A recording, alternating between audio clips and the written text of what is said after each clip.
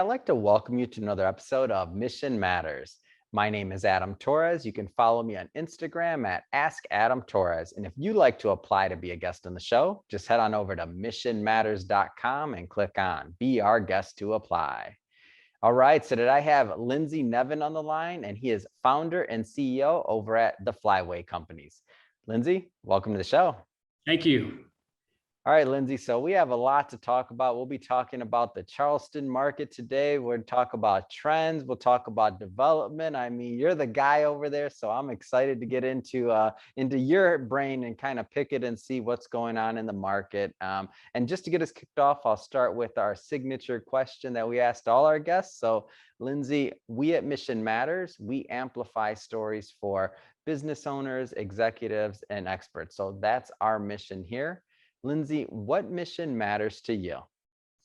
Well, Adam, first of all, thanks for having me. At the Flyway Companies, our mission is specific to creating authentic places. In this day and age of so much bad development, most municipalities struggle to find developers that are willing to invest time and money to create a space that is relevant to its surroundings. Although we are bottom line driven, design and creativity play a major role in our process. Our belief is that we create value by thinking strategically about the needs and history of any given site we develop. Given that all of our projects are either adaptive reuse or urban infill sites, we typically have numerous examples to help inspire us in any given neighborhood. We are in most cases, identifying sites in emerging neighborhoods. This allows us to be a catalyst or the catalyst for positive change in any neighborhood. And in all cases, we do development that is overwhelmingly supported by the community. I wouldn't be able to sleep at night if we were actively pursuing a project that the community was not in support of. So through good design, thoughtful tenant selection, we're creating places that will stand the test of time and continue to be relevant throughout multiple cycles. Man, that's awesome. I love bringing these mission-based entrepreneurs and businesses to our audience. And maybe just to get us started, let's talk a little bit more about the Charleston market, because I'll admit I'm not completely familiar with it. I've been to Charleston once for a wedding. I feel like there's some other people watching that maybe they've been to Charleston once for a wedding. Tell us more about the market. Yeah, for better or worse, it's number 2 to Las Vegas for weddings at this point. But no, Charleston is a really, really strong southeastern secondary market. Quality of life is high on the list here. The landscape that we've got with the beaches, the historic downtown Charleston, just access to a lot of outdoor recreation and just general lifestyle components is very attractive for a lot of people. We also have really strong job growth that's driving a lot of the demand here. And those primary sectors are really across the board. But if you look back at when the growth in Charleston really started, there was one major catalyst that was in the mid-1980s, a large hotel mixed-use development on King Street downtown that really kind of launched the hospitality sector and the rebirth of Charleston in a sense. And that has driven the addition of numerous hotels, a really, really strong food and beverage program. And since that time, the manufacturing sector has grown significantly. We landed Boeing about 3 years ago, and Volvo has since followed them. So the manufacturing sector continues to be strong. We've got the Port of Charleston that is the deepest port on the East Coast, driving a lot of industrial traffic in Charleston as well. So that sector continues to grow. And then on the residential side, we've continued to see population growth at about 2% really since the 1980s. We're slated to hit 1 million people by 2030. And so with all those people coming here and the additional uptick in those other sectors, the office and support roles for those particular sectors has continued to grow as well.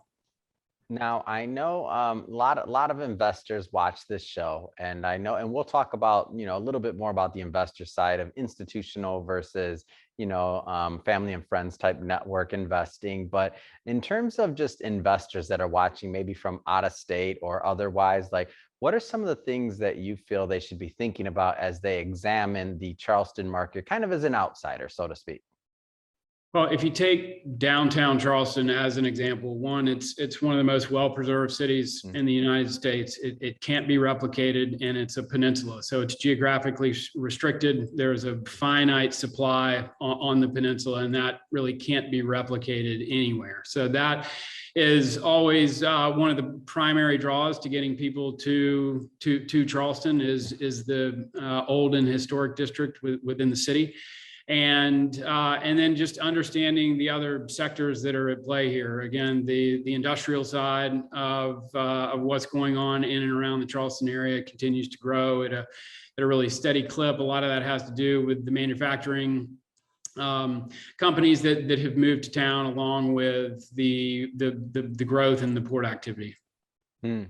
So thank you for that. I mean, I think that's a great overview, and I think it makes sense if somebody's kind of like their interest gets piqued a little bit more, and they're like, huh, what's going on in Charleston other than weddings? There's a lot, and I appreciate that oversight or that overview.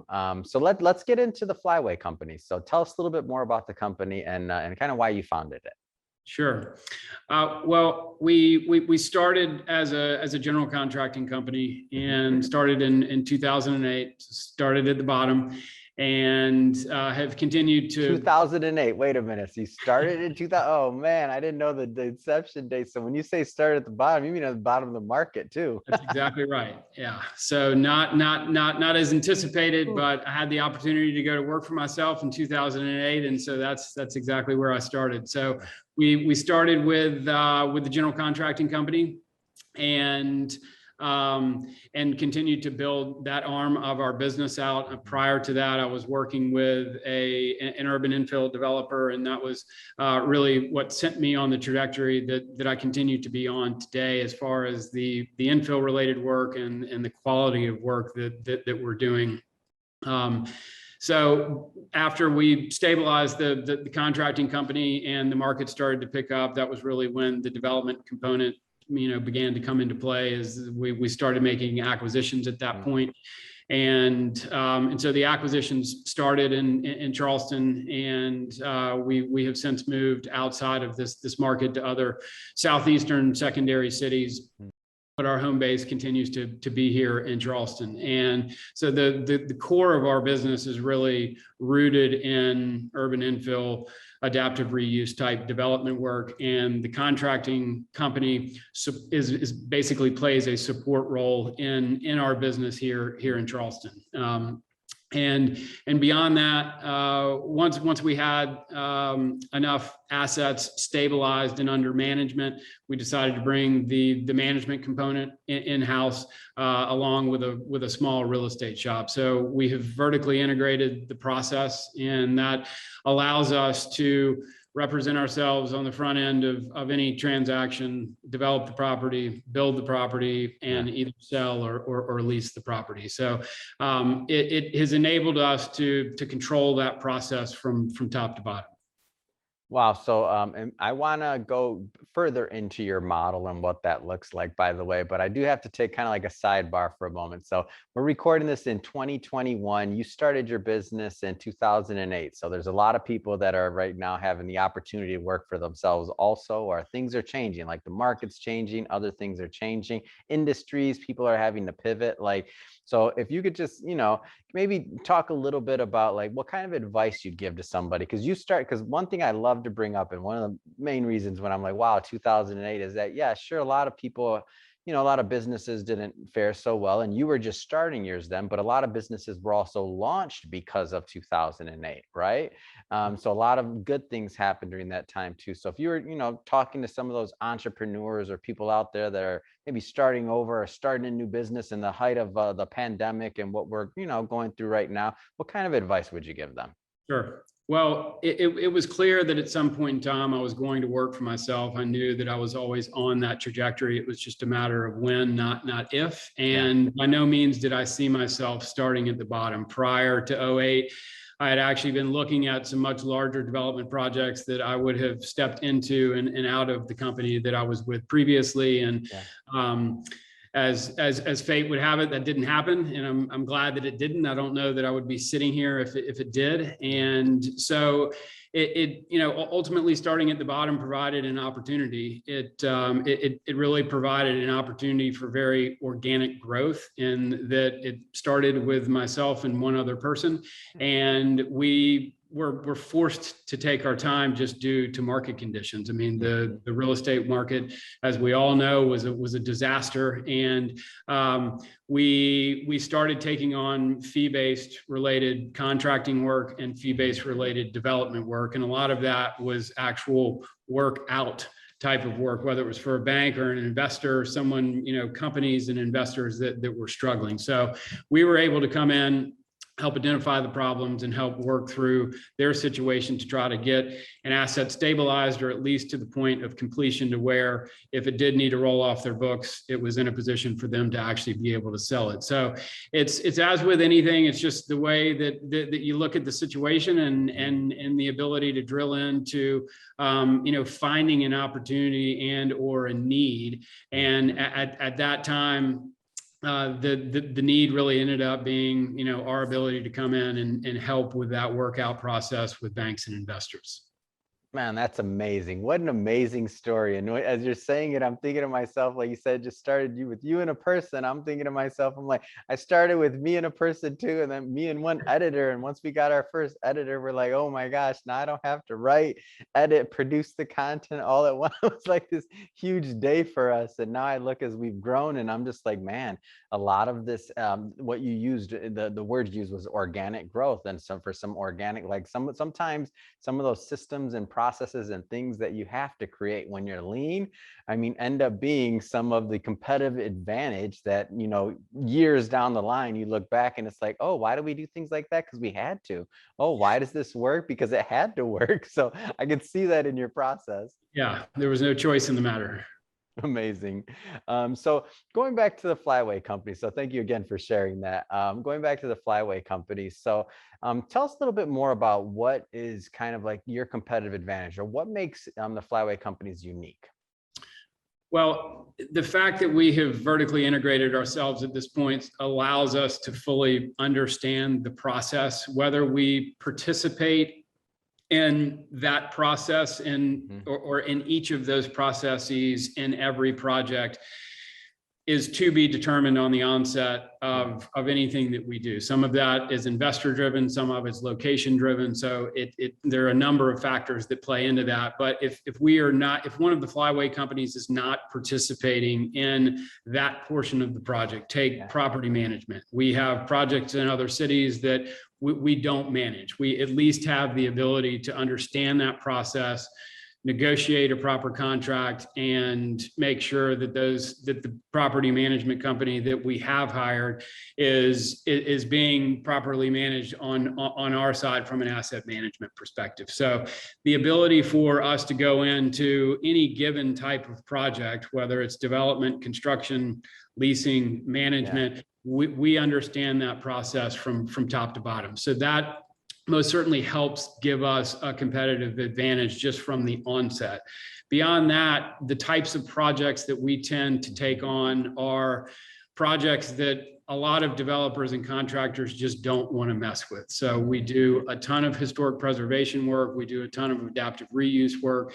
It's all kind of emerging neighborhood, urban infill related work. And on the preservation side, we have done work in state and federal historic tax credits that you have to work with the State Department of Archives and History, and then ultimately the National Park Service to get those types of projects approved. Highly regulated, very cumbersome. And again, a lot of people are just either not cut out for that, don't want to learn the process or understand that process, or would prefer to just find a site, build something new ground up, and not have to deal with the nuances associated with preservation work. So that in and of itself, that formula kind of narrows the market in which we're competing. And then beyond that, the infill related piece is the other component where we feel like we have the ability to operate in a very competitive manner, just given the amount of that type of work that we've done, whether it is sites that have been previously contaminated. We've got a site in Charleston that was originally built and developed by Standard Oil in 1926, and it was an old refinery site. There's stuff, oil, gas, exactly what you'd contaminants, expect it to look like, right? all over the place. And so the ability to understand that process and to think through what we may or may not run into in the development of any of these sites is critical to the success of any of these projects. So the ability for us to check as many of the unknown boxes as possible prior to getting into these developments is where we ultimately feel like we've got an edge on a lot of other groups, just from the sheer fact that we've done so much of it. No, that's great. And so it's true vertical integration, the way you're describing it, because I've heard a lot of different companies use the word, but the way that I'm hearing you said it's true. It is true. And potentially not for every project, right? It depends on what the project needs, but you have the capability. Exactly. Yeah. In Charleston, Charleston is the only market that we operate the general contracting company in. We have not taken that out of state or the Charleston region. So in the Charleston market, we are typically operating each of the 4 Flyway entities in all of the projects that we do. Once we get outside of this market, as you said, we tend to have the ability to just weigh in on the third-party groups that we're hiring to help us with some of the work to achieve our development goals. So tell me a little bit more about the real estate acquisition side of the business, and kind of what kind of projects you look towards and that you look to develop or acquire. Sure. Well, again, touching on the historic preservation side and the adaptive reuse side, our projects typically start either with a building or a collection of buildings. So I'll use the Standard Oil building as an example. Again, it was 3 buildings that were built in 1926 and was Standard Oil's Southeastern Regional Headquarters here in Charleston. It's in the Upper Peninsula area of Charleston, so still downtown proper, but not in the historic district. This is really the area within the only area within Charleston proper that has the opportunity for any real growth at any proper type of density.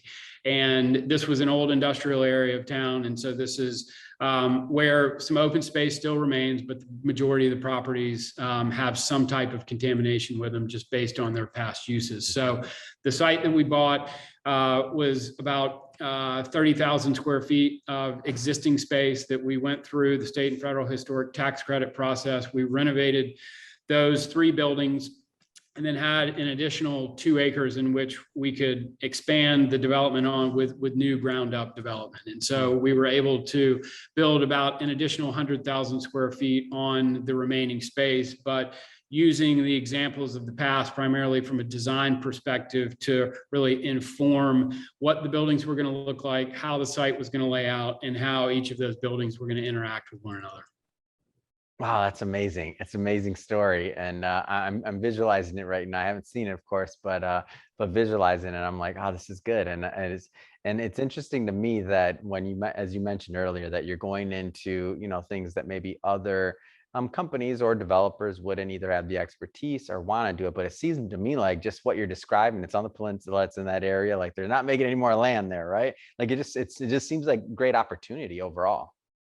It is. And so again, the primary focus being emerging neighborhoods, whether it's here or in other markets. We feel confident in going into certain areas of town where we feel like there's good growth trajectory and that there's still some authenticity associated with the bones of some of these old sites, some more than others.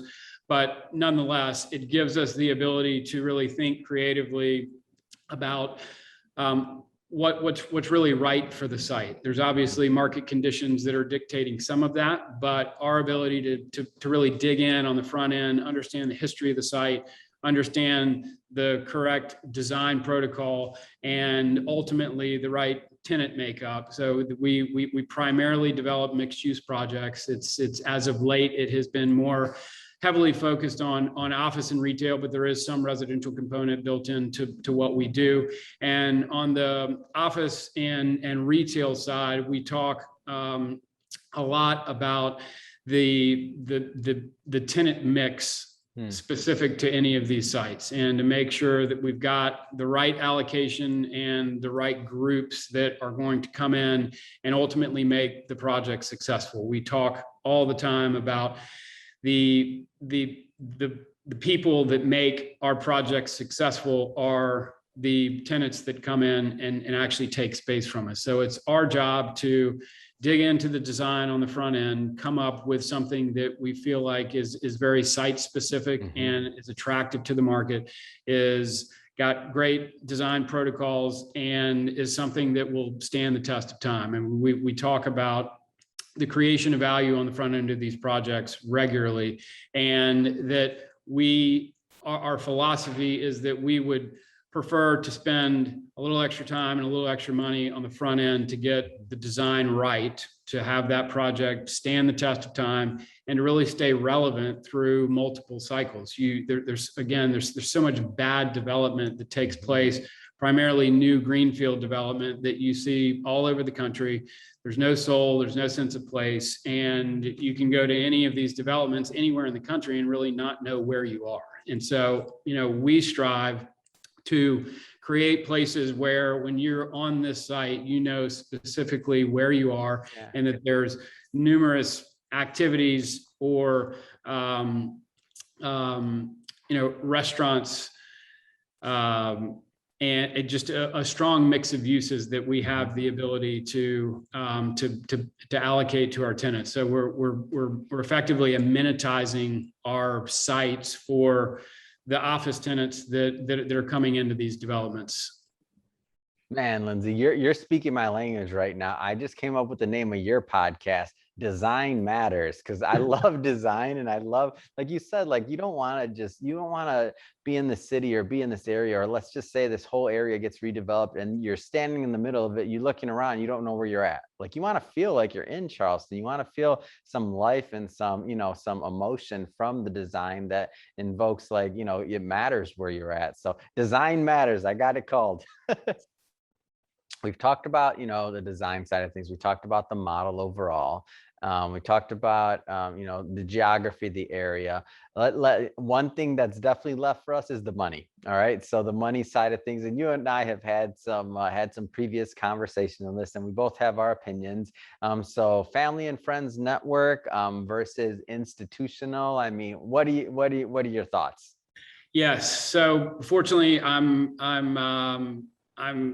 I've got great relationships with a lot of people, and have been able to grow our investment side just through a very personal network of a small group of friends and family. There have been a number of one-off connections and or introductions made through our existing investment group, but for the most part, we've got a group that we're able to put projects out to for them to analyze, and for us to raise the equity needed on the front end of any project to be able to go in and take it down and to get it properly financed. The size of the projects that we work on, some of them would meet the institutional threshold, but I have zero interest in raising money through those institutional channels. I effectively feel like I'm going to go to work for someone at that point. Again, we've got